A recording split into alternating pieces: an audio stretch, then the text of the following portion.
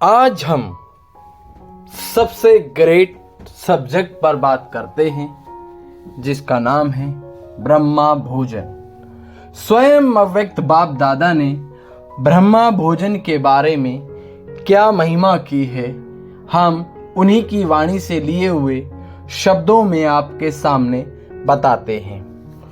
बाबा ने कहा, आप जैसा शुद्ध भोजन, याद का भोजन विश्व में किसी को भी प्राप्त नहीं। इस भोजन को ही कहा जाता है दुख भंजन। याद का भोजन सब दुख दूर कर देता है, क्योंकि शुद्ध अन्न से मन और तन दोनों शुद्ध हो जाते हैं।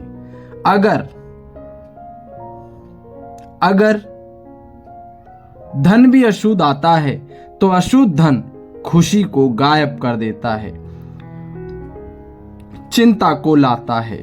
जितना अशुद्ध धन आता है, माना धन आएगा 1 और लाख, लेकिन लाएगा लाख चिंता। पदम गुणा और चिंता को सदैव चिता कहा जाता है। तो चिता पर बैठने वाले को कभी खुशी होगी? और जो शुद्ध अन्न मन को शुद्ध बना देता है, शुद्ध अन्न मन को शुद्ध बना देता है, इसलिए धन भी शुद्ध हो जाता है। याद के अन्न का महत्व है, इसलिए ब्रह्मा भोजन की महिमा है। अगर याद में नहीं बनाते और नहीं खाते तो ये अन्न स्थिति को ऊपर नीचे कर सकता है। याद में बनाया हुआ और याद में स्वीकार करने वाला अन्न दवाई का काम करता है। बाबा ने कहा, याद में बनाया हुआ अन्न दवाई का काम करता है और दुआएं भी काम करती हैं, दुआओं का भी काम करता है। याद का अन्न कभी नुकसान नहीं कर सकता। वेरी वंडरफुल पॉइंट कि याद का अन्न कभी नुकसान नहीं कर सकता। और ये वाणी है 16 फरवरी 1988 की, 16 फरवरी 1988 की।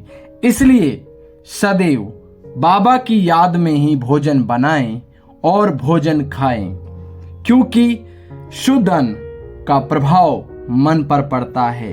इसलिए बाबा कहते हैं हमेशा बाबा को याद करके खाएं और बनाते टाइम इन संकल्पों के साथ भी बनाएं, जैसे मैं परम पवित्र आत्मा हूँ, पवित्रता के सागर शिव बाबा से जुड़ी हूँ और पवित्रता की किरणें मुझ पर आ रही है। मुझ में समा कर मेरे हाथों से, मेरे नैनों से इस भोजन में जा रही है और भोजन संपूर्ण पवित्र होता जा रहा है। ओम शांति। जैसा अन्न वैसा मन।